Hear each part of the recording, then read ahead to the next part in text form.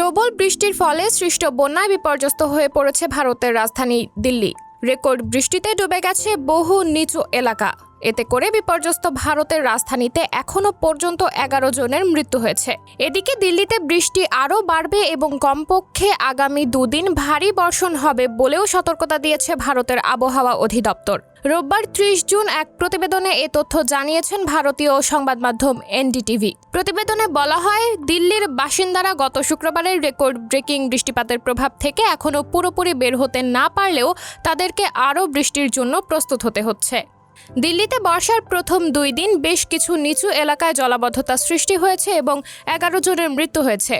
শুক্রবার শহরটিতে 228.1 মিলিমিটার বৃষ্টিপাত রেকর্ড করা হয়েছে, যা 1936 সালের পর থেকে জুন মাসে একদিনে সর্বোচ্চ বৃষ্টিপাত।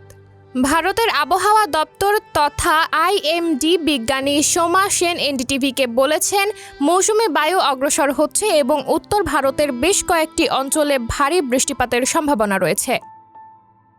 সাবরিনা জলিল, সবার কথা।